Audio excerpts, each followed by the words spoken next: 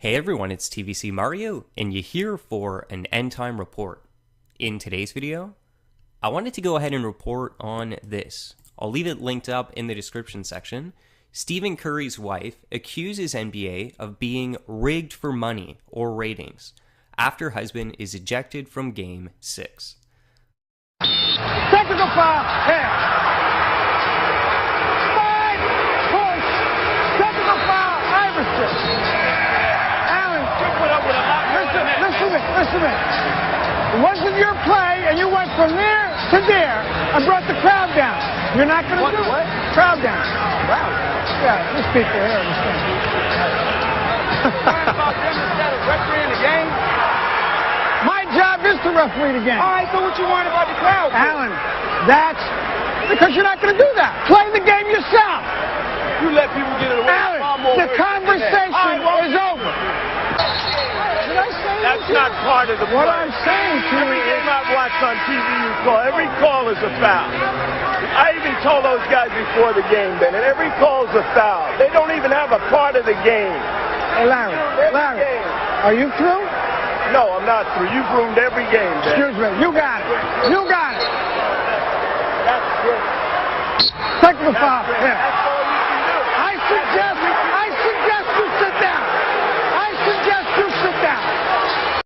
You say that certain refs like or dislike certain players, certain coaches, certain general managers, and certain owners.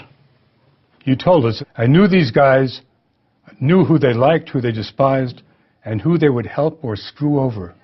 For example, Donaghy cited tempestuous superstar Allen Iverson.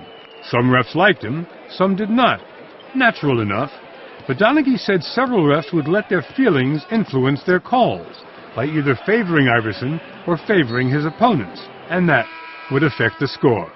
And I knew those relationships, whether they were positive or negative, had an effect on the game. So you knew when Iverson was playing, and you knew which refs were there, you knew whether to bet on the Iverson team or on the other team? Yes. Iverson wouldn't talk to us. He didn't want refs to get mad at him. But his manager told us that the way the refs were treating him, some for, some against, made him sick. I do believe Allen Iverson knew this, and I believe all the players know this, that certain referees treat them much better than others. Donaghy told us that 2 years ago, Iverson had incurred the wrath of the refs. He had threatened one of our officials, and the N.B.A. fined him $25,000, and we felt as a group that he should have been suspended. And because he wasn't, we felt like we would teach him a lesson. During that time, you worked an Iverson game January 6, 2007, so you bet against Iverson's team. Correct.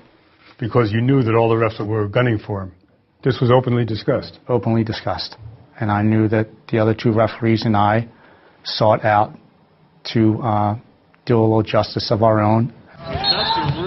The refs quickly called curious fouls on Iverson, including rarely called fouls for palming. And Iverson still upset about that palming call. They threw his game off, and his team lost. According to the game's announcers, even late in the game, you kept hurting Iverson's team by letting defenders bludgeon him without calling any fouls. Watch. Tim Donaghy will not call a foul when Iverson goes to basket. About 3 in a row where he got to the basket, got fouled, we thought, no call. What are we looking at? We're looking at a foul that was let go. Obviously, in the pregame meetings, we came to the conclusion that we were not going to give Allen Iverson any marginal plays to the basket. And that absolutely should have been called a foul that I and the other referees passed on. Did anyone in the N.B.A. know about it? There was a group supervisor at the game that came in at halftime who was laughing and stated that he felt that Iverson had gotten the message. So the supervisor approved of your punishing Iverson? Yes. The N.B.A. would not let that supervisor or any of its refs talk to us. In that game, Donaghy did make calls that helped him win his bet, but he insists that wasn't the point. He says all he wanted to do was punish Iverson.